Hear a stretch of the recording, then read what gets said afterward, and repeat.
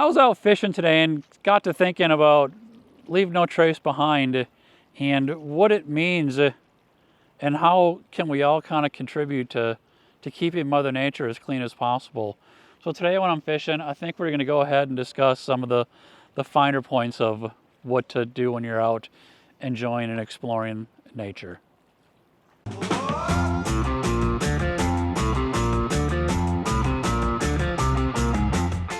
So what is leave no trace behind? It's simply leaving nature the way it is when you found it, doing your part to keep it as natural as possible and making it look like you weren't there in the first place. That way everybody else can enjoy it as it's meant to be enjoyed. The first step is you want to plan ahead. When you're packing your gear up, you want to make sure that you know the environment where you're going. You know what you need to bring with you in order to keep the environment safe.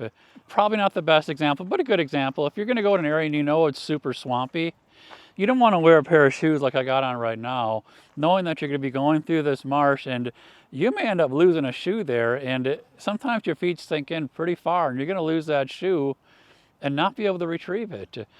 If you're out fishing, you want to make sure that you know what the regulations are. What's your catch limit? Make sure that you know exactly how much you can take out of there. Know your limits, so you leave enough behind to be able to, for that environment to be able to repopulate. So you're not taking too much out of the water that they won't be able to repopulate from it.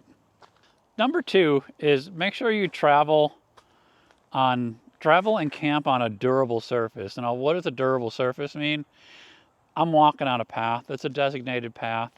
I'm not saying to not go off the natural path, but try not to disturb and make another man-made path. Most of the times when you go hiking, there's already going to be a path that you can follow. Try to stick to that path so you're not trampling or disturbing any of the other natural species that are there.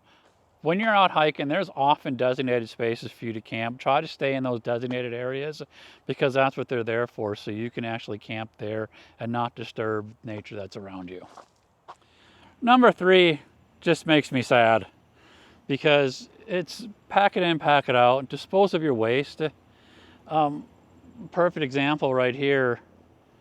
It just irks me at that you can't throw your cups away, your bags or whatnot. I mean, just be respectful of it. If you don't clean it up, somebody else is going to have to come through and clean it up. It's just sad. If you carry it in, just plan on carrying it out. Just bring it with you. Make sure you have enough garbage bags to bring it out. If you are camping overnight and you're going to do number deuce, you do want to dig a hole and bury it so that's not actually exposed.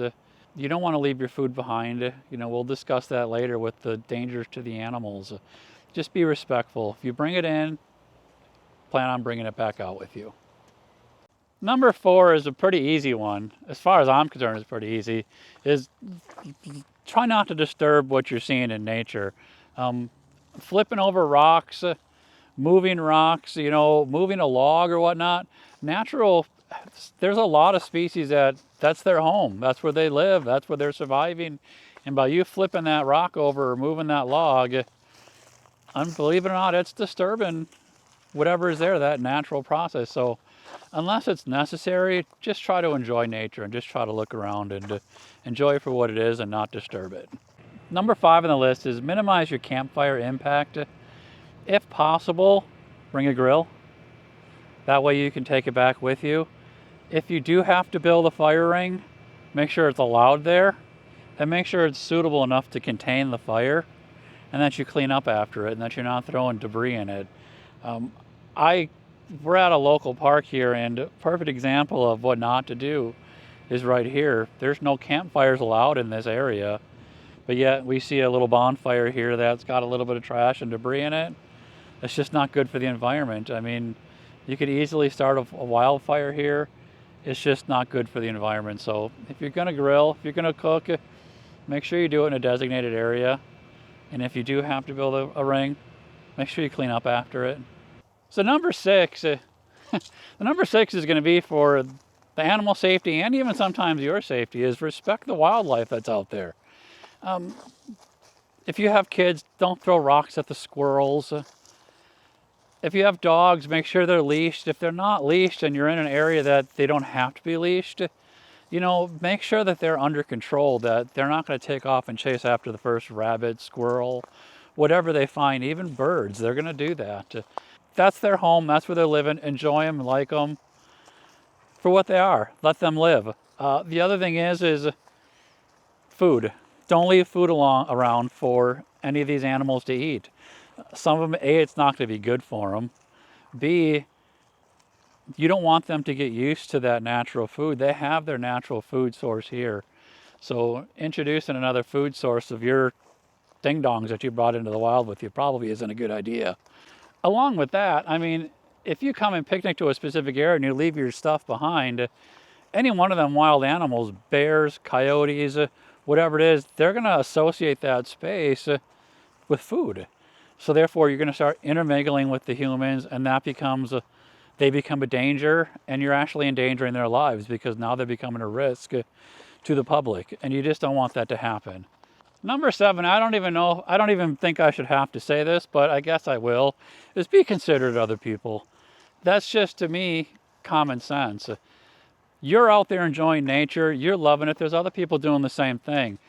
They don't like your music, they don't want to hear your boombox on your shoulder, they may not like dogs. So if your dog's running around and sniffing every other person there, they may not like animals. So just be mindful of the people around you and that they're trying to enjoy it just as much as you are.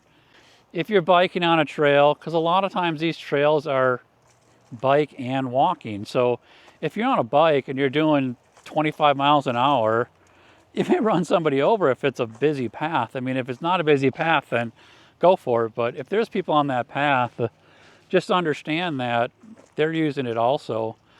Give them a warning when you're coming up behind them, on your left, on your right. Just obey the law, the rules that are actually there on these paths so people don't get hurt. I hope that I enlightened you a little bit, encouraged you to keep nature clean. Just do your job to make sure that it can be enjoyed for many generations to come. I mean, it's our responsibility to make sure it stays clean. I mean, this is a perfect example right here. It's just nature at its best. I hope you enjoyed the channel. I hope you enjoyed the video and you got something out of it. I really hope you got something out of this video. If you made it this far, thank you. Hit that subscribe, the like, the little bell for the notifications that come up. And until then, happy adventures.